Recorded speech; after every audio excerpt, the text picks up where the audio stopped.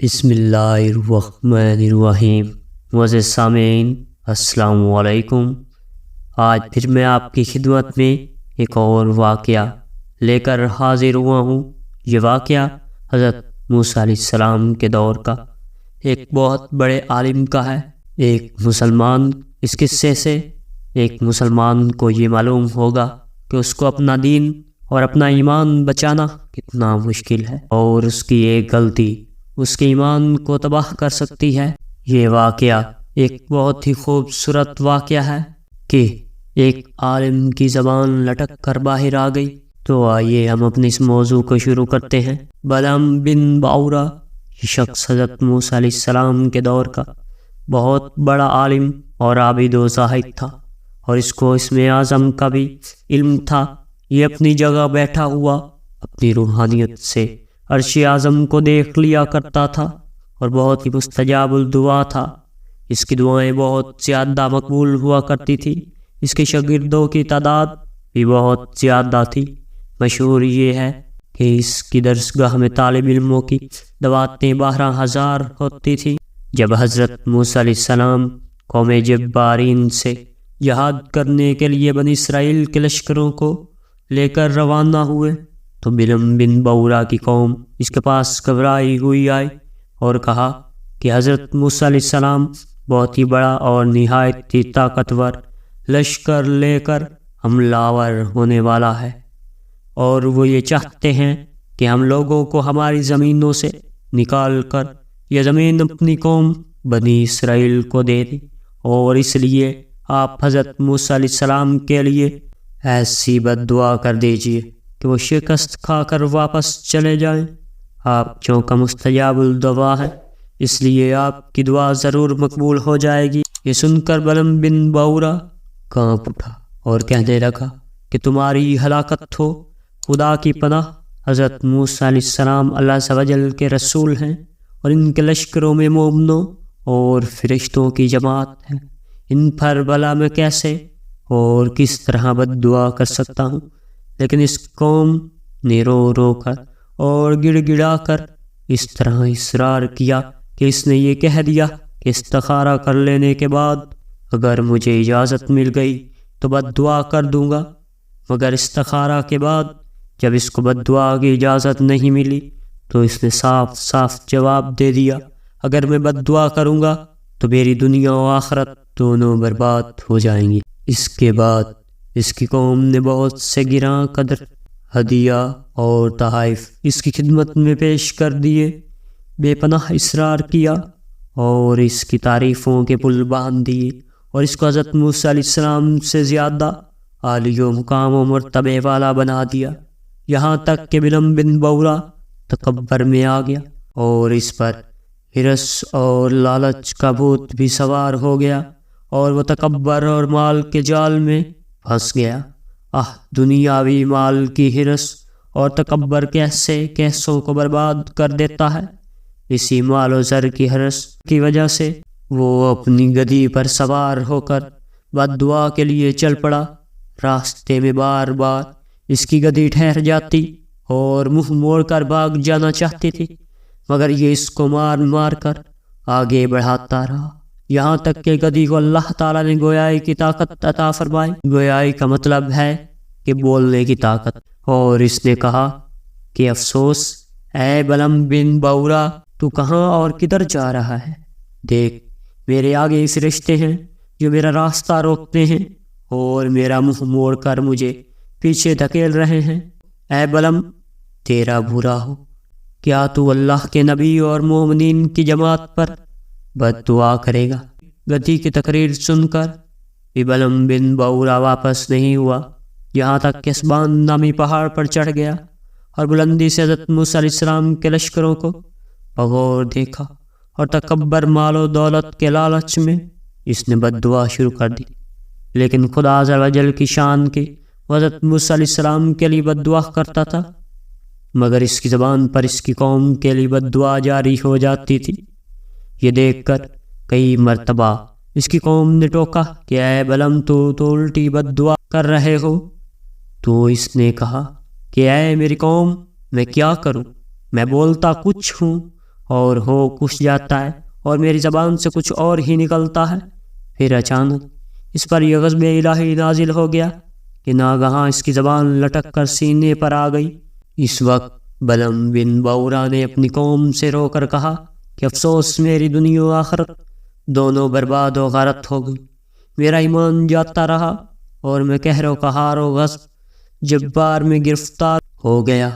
اب میری کوئی دعا قبول نہیں ہو سکتی مگر میں تم لوگوں کو مکر کی ایک چال بتاتا ہوں۔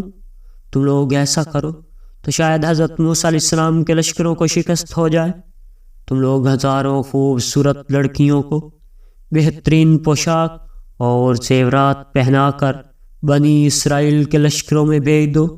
اگر ان کا ایک آدمی بھی ثنا کرے گا تو پورے لشکر کو شکست ہو جائے گی۔ چنانچہ بلم بن باورا کی قوم نے اس کے بتائے ہوئے مکر کا جال بچھایا اور بہت سی خوبصورت دوشیزاؤں کو بناؤ سنگار کرا کر بنی اسرائیل کے لشکروں میں بھیجا، یہاں تک کہ بنی اسرائیل کا ایک رئیس ایک لڑکی کے حسن و جمال پر فرفتہ ہو گیا اور اس کو اپنی گود میں اٹھا کر حضرت موسیٰ علیہ السلام کے سامنے گیا اور فتویٰ پوچھا کہ اے اللہ عز و جل کے نبی، یہ عورت میرے لیے حلال ہے یا نہیں؟ آپ نے فرمایا کہ خبردار، یہ تیرے لیے حرام ہے، فوراً اس کو اپنے سے الگ کر دے اور اللہ عز و جل کے عذاب سے ڈر۔ مگر اس رئیس پر غلبہ شہد کا ایسا زبردست بھوت سوار ہو گیا تھا، حضرت موسیٰ علیہ السلام نے منع فرمایا تھا۔ اس گناہ کی نوست کا یہ اثر ہوا کہ بنی اسرائیل کے لشکروں میں اچانک طاعون کی وبا پھیل گئی اور گھنٹے بھر میں 70,000 آدمی مر گئے اور سارا لشکر تتر بتر ہو کر ناکام و نامراد واپس چلایا، جس کا حضرت موسیٰ علیہ السلام کے قلم مبارک پر بہت ہی صدمہ گزرا۔ بلم بن باورا پہاڑی سے اتر کر مردود بارگاہ الہی ہو گیا۔ آخری دم تک اس کی زبان اس کے سینے پر لٹکتی رہی اور وہ بے ایمان ہو کر مر گیا۔ اس واقعہ کو قرآن نے ان الفاظ میں بیان فرمایا ہے، اور اے محبوب، انہیں اس کا احوال سناؤ جسے ہم نے اپنی آیتیں دی تو وہ ان سے صاف نکل گیا، تو شیطان اس کے پیچھے لگا تو گمراہوں میں ہو گیا، اور ہم چاہتے تو آیتوں کے سبب اسے اٹھا لیتے، مگر وہ تو زمین پکڑ گیا اور اپنی خواہش کا تابع ہوا، تو اس کا حال کتے کی طرح ہے۔ تو اس پر حملہ کرے تو زبان نکالے اور چھوڑ دے تو زبان نکالے، یہ حال ہے ان کا جنہوں نے ہماری آیتیں جھٹلائیں۔ تو تم نصیحت سناؤ کہ کہیں وہ دھیان کریں۔ بلم بن باورا کیوں ذلیل ہوا؟